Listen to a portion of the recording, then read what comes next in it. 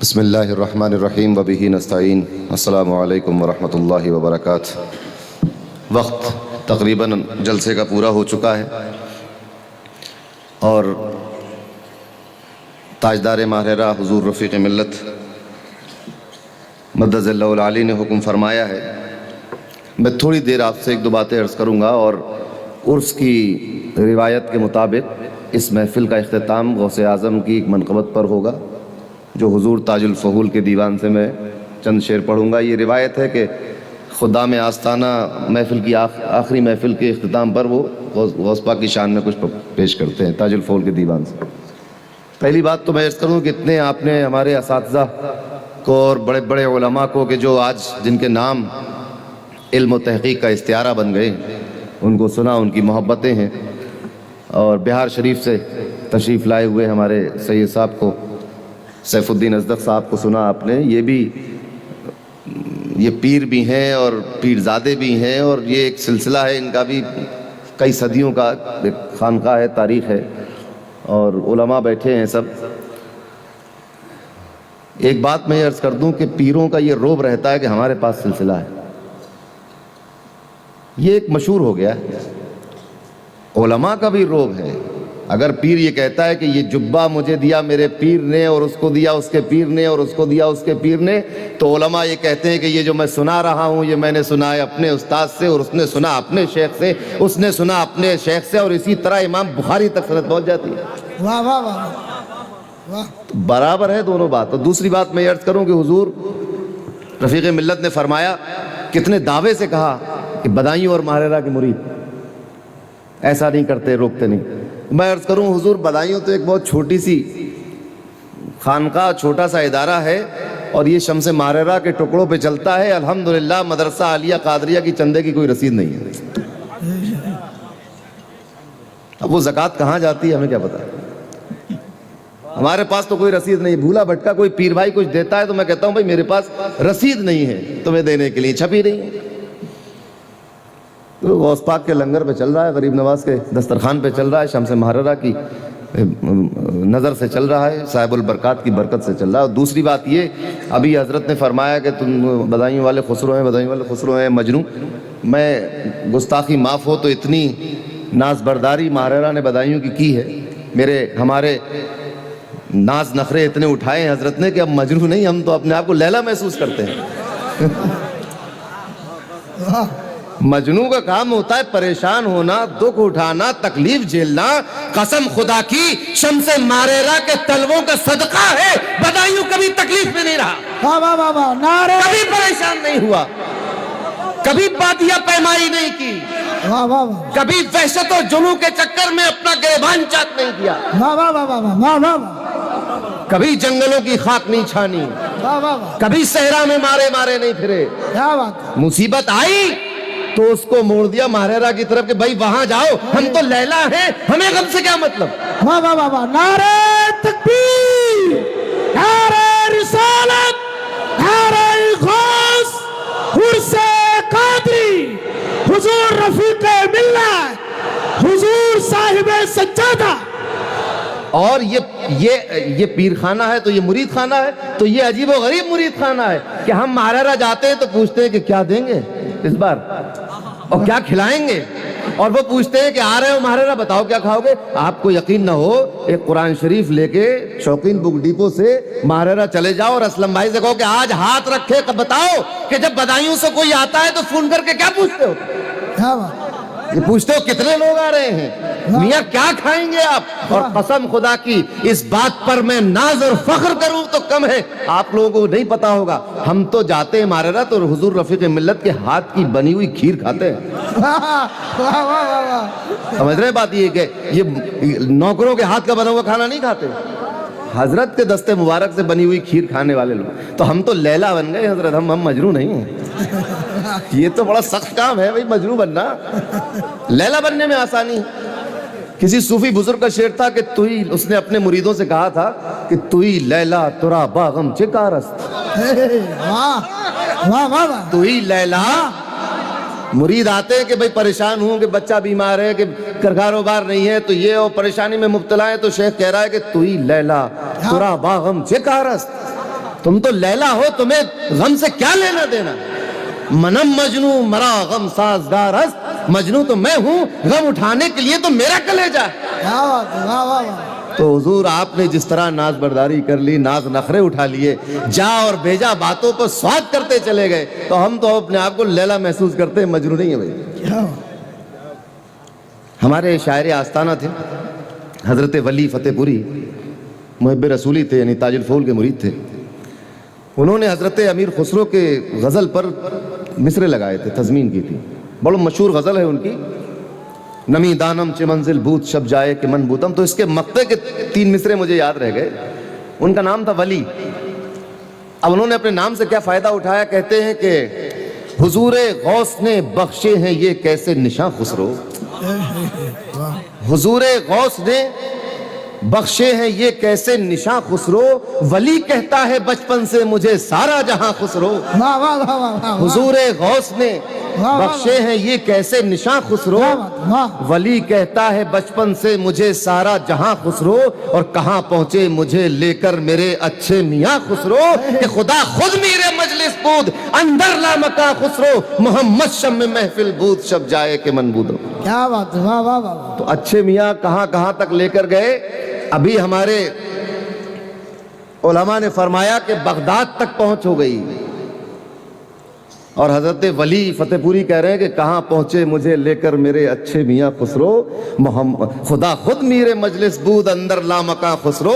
تو یہ بغداد تو اسی سرزمین پر واقع ہے. شمس ماریرہ کی نظر کیمیا اثر کا حال یہ ہے کہ جس کے دل پہ پڑ جاتی ہے اس کے دل کا حال اور عروج ہونا شروع ہوتا ہے. اور عروج نبی کریم کے صدقے میں جس طرح ان کو حصی حالت میں جسم و روح کے ساتھ ثم دنا فتدلی کا ہوا تھا, ان کے غلام کو روحانی طور پر ثم دنا فتدلی کا ہوتا ہے. واہ واہ واہ. نعرہ تکبیر, نعرہ رسالت, نعرہ غوث. اصل میں مسئلہ یہ کہ ہم پڑھتے نہیں ہیں. صوفیاء کے کلام کو, ان کے خطوط کو, ان کے ارشادات کو, اور ان کی سوانے کو, اور ان کے ملفوظات کو پڑھنے کی ضرورت ہے. جب انسان اب ایک بندہ اللہ کی بارگاہ میں قدم بڑھاتا ہے, قرب حاصل کرتا ہے, تو پھر عروج ہوتا ہے. ہوتے ہوتے عروج تو کیا بتاؤں کہ غوث اعظم نے کیا کہا, انا فی حضرت التقریب وحدی. عروج کا عالم یہ ہے, فرماتے ہیں کہ میں اللہ کے قرب کی مسند پر اکیلا ہوتا ہوں. انا فی حضرت التقریب وحدی یصرفنی وحسبی ذوالجلالی. تو عروج ہوتا تو عرش اعظم سے بلند ہو جاتا ہے معاملہ. تو یہ تو خیر معاملات تھے. اور بہرحال آپ سب کو عرس قادری مبارک ہو. اور آقائے نعمت یہاں بیٹھے ہوئے ہیں. پیری مریدی کی بات چل رہی تھی. میں نے تو آپ سے اس سے پہلے بھی کہا تھا کہ حضرت آئے ہوئے ہیں, جس کو مرید ہونا ہو جائے, کیونکہ ہم تو اس وقت تک مرید کریں گے نہیں جب تک حضرت یہاں موجود ہیں. اس کا مطلب یہ نہیں حضور کہ آپ جلدی چلے جائیں. اگر آپ بدائیوں رہنے کا وعدہ کر لیں تو میں مرید کرنا چھوڑ دوں گا. اور کیا, ہم تو اور ہم مرید کرتے بھی ہیں تو یہی تو کرتے ہیں کہ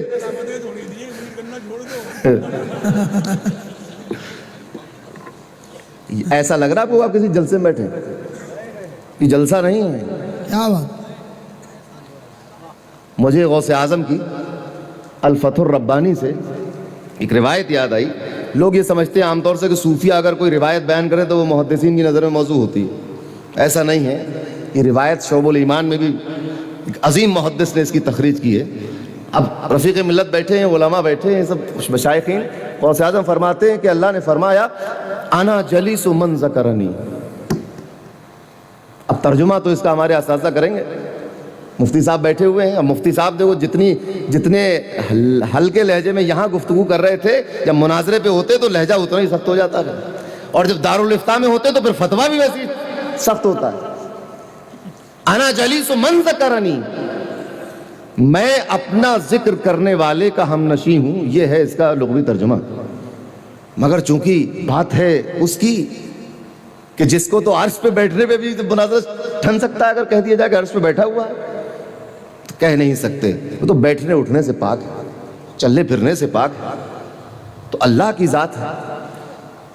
تو اس کو احتیاطاً کہا جاتا ہے کہ اللہ کی رحمتیں اس کے آس پاس ہیں، آگے پیچھے ہیں، اوپر نیچے ہیں، جو اللہ کا ذکر کرتا ہے. تو اب اللہ کا ایک بندہ، ایک ذاکر بندہ یہاں بیٹھا ہوا ہے اور اس نے فرمایا انا جلیس من ذکرنی، تو اس کی رحمتیں یقیناً یہاں ہوں گی.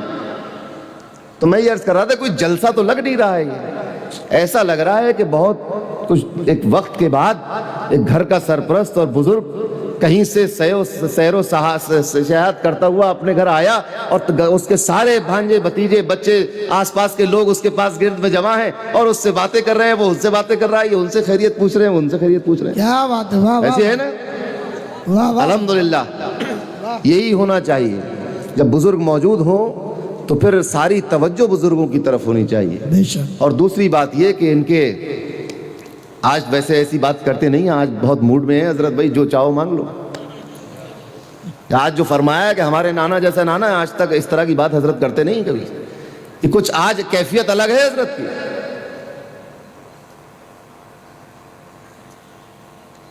کبھی اس طرح کا فخر کرتے ہوئے ماہرہ کے حضرات کو ہم نے نہیں دیکھا. مگر آج جس انداز میں یہ بات کہہ دی گئی ہے اس میں مجھے تو یہ لگ رہا ہے کہ حضرت کے ذہن میں، دل میں یہ بات ڈالی گئی ہے کہ اس بھرے مجمع میں یہ اعلان کر دیا جائے کہ رفیق ملت و ماہرہ مطہرہ کا خانوادہ نبی کریم صلی اللہ علیہ وسلم کی اولاد اور ان کی نسل سے ہے. اس کا مطلب یہ ہوا کہ اب ہمیں اس ارشاد کو سننے کے بعد اتنا ہی ادب ان کا کرنا ہے جو ہمیں ادب آل رسول کا کرنا ہے، رسول کے خون کا کرنا چاہیے کہ نہیں. تو اب جب حضرت یہاں سے اٹھ کے جائیں گے تو کوئی بیچ میں مسافہ کرنے کے لیے، قدم بوسی کرنے کے لیے، کندھے چھونے کے لیے، پیروں پہ گرنے کے لیے آگے نہ بڑھے. سمجھ رہے ہیں بات کو؟ آج یہ بات حضرت نے کیفیت میں فرما دی اور حقیقت بھی ہے، اس میں کوئی دو رائے بھی نہیں ہے. تو اللہ تبارک و تعالیٰ کا فضل و احسان ہے کہ حضرت تشریف لائے اور حضرت کی برکت سے نورانی قافلہ یہاں بیٹھا ہوا ہے. اوس گر رہی ہے، آپ لوگوں کے کپڑے ٹھنڈے ہو گئے ہوں گے اور میں تو ایک ہوں ہی ٹھنڈا آدمی. حضرت نے مجھے جو ہے گرم کر رکھا ہے، مگر آج تو زندگی اتار دیا. گفتگو کے دوران ہی ٹھنڈ لگ رہی تھی حضرت کو، اب نہیں لگ رہی ٹھنڈ. سردی کی پرواہ کون کرے، سردی کی پرواہ کون کرے، عشق نے دل گرمایا ہے. واہ. مگر اب یہ کہ حضرت کو ماہرہ شریف بھی جانا ہے اور یہ کوئی اچھی بات نہیں ہے کہ سردی میں بٹھا لیں حضرت کو. سردی پہ مجھے اب ایک بات اور یاد آ گئی، صحیح حدیث ہے یہ. آپ ہی فرمایا نا کہ ہمارے نانا، ان کے نانا کا طریقہ بھی یہ تھا کہ سردی کے موسم میں صبح صبح مدینے کی عورتیں برتن میں ٹھنڈا پانی لے کر اپنے بچوں کو بھیج دیتی تھیں کہ جاؤ پیارے نبی سے اس میں ہاتھ ڈلوا لاؤ. واہ واہ. یہ روٹین تھا. تو سردیوں میں بھی یہ روٹین تھا. اب محدثین نے تو اس کی خوب تشریحات کی ہیں، حضرت بیٹھے ہیں یہاں پر. مگر میری سمجھ میں یہ بات آئی کہ چونکہ عرب میں ریگستان میں پانی ویسے ہی کم ہے، چند کنویں تھے مدینہ شریف میں، کچھ شہر میں کچھ شہر سے باہر، تو کم پانی تھا. تو مدینے کی مردوں کو تو جانے دیجئے، گھریلو عورتوں کا بھی عقیدہ اتنا مضبوط تھا کہ جس برتن میں نبی ہاتھ ڈال دیں گے شام تک پانی ختم نہیں ہوگا. واہ واہ واہ واہ واہ واہ. تو صبح صبح مدینے کے چھوٹے چھوٹے بچے برتنوں میں پانی لے کر نبی کریم کے پاس جاتے کہ آپ اس میں ہاتھ ڈال دی، تو آپ سردی کی پرواہ کیے بغیر ہاتھ ڈال دیتے تھے. آج بدائیوں کے چھوٹے بڑے بوڑھے نوجوان اور نوخیز بچوں نے حضرت کو مجبور کر رکھا کہ حضرت بیٹھیے، تو حضرت بیٹھے ہوئے ہیں، اپنے نانا کی سنت پہ عمل کر رہے ہیں.